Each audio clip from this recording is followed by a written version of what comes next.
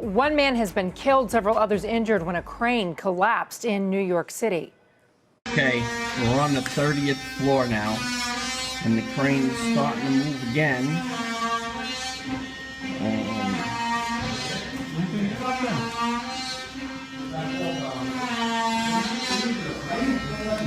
He's almost even with us. There he goes, he's moving fast now. He's dropping it really quick now. Whoa. Everything looks like it's gonna fall.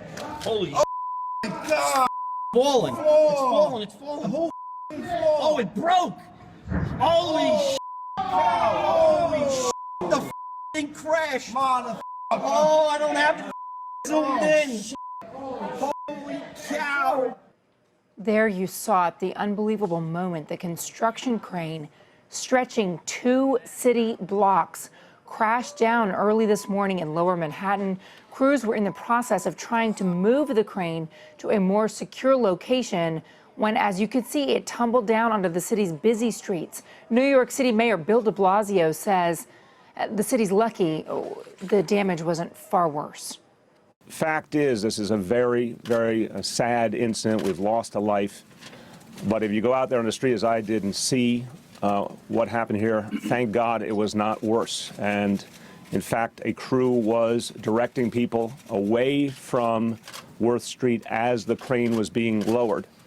So that crew, those construction workers who, in the normal course of their work, as they were lowering the crane, were in fact keeping people away from the site and keeping traffic from proceeding down West Broadway. That is part of why this situation was not even worse. It will certainly take several days, certainly no earlier than Monday, possibly longer, before we can get things back to normal in these immediate blocks. DeMarco Morgan is at the scene now of the collapse. So we can see the crane there behind you, DeMarco. What's the latest?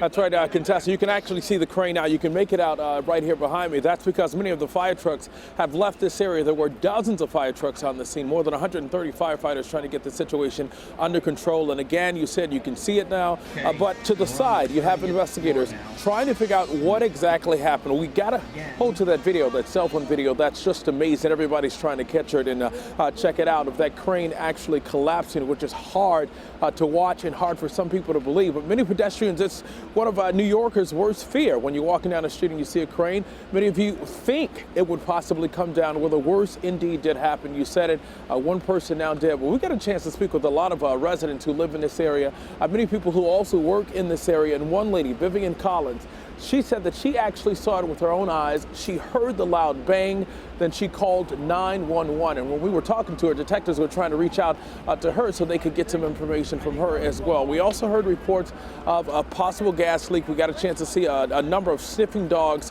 in the area. So this is still a very active situation. Investigators are trying to make sure that everything is together so something like this, of course, never happens again, but also making sure that it hasn't trickled or had a trickle effect of something else that could be worse, possibly again a gas leak. You can see the number of cars right here behind me. I'm not sure if you're showing any of the video from a bird's eye view from a chopper, but you can see a number of the cars here are destroyed. We talked to one of those owners. He heard the bang. Immediately ran to the window, saw his car had been completely destroyed. He said he wasn't even thinking about his car. The only thing that he could think about was running out of the building to try and help those on the ground, those pedestrians who were in the area. He said he rushed down along with a number of his workers, and they were trying to make sure that everybody was safe. Unfortunately, again, one person has died, 3 people injured, 2 critical, but we're hearing that their injuries are none life-threatening. And again, Mayor Bill de Blasio saying that he's going to do everything that he possibly can to get to the bottom of what's going on. This Chase Bank right here, when we first arrived on the scene just minutes after it happened, had turned into a command center where they were trying to, again, gather those information, the latest information on this incident. It's also one of those situations where during the rush hour, in the morning time and also in the evening time, there's never a good time for it to happen, but morning rush hour, evening rush hour, the worst time that anything like this could possibly happen. That's because you have hundreds of people, if not thousands, on the sidewalks throughout Lower Manhattan alone, just about every single day. So we also spoke to some people who work on this block. were headed to work. One lady said she stopped by the ATM, and she believes that had she not made that stop, she too could have been on this sidewalk and possibly injured. Contessa. You know, you mentioned that New Yorkers walk underneath these cranes, and it is a pervasive thought that they have come crashing down in the past. I walk that street, DeMarco, with my 2-year-old twins, and there's cranes up all over Lower Manhattan. There's a lot of construction going on right now, and you gotta wonder, are they safe? What are you hearing about why it came down? Was it the weather? Was it the error of the construction crews in trying to keep the thing? Is there any indication why the crane came crashing down?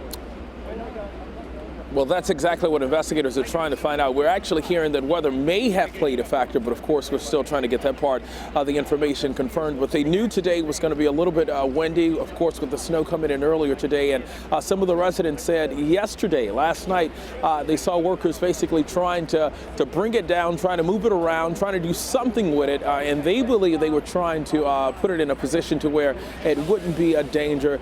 However, that did not work out earlier today. And you said it, you walked this area. I live just a couple of blocks from this area as well. There are always cranes here, even if they're not washing windows or trying to replace AC units.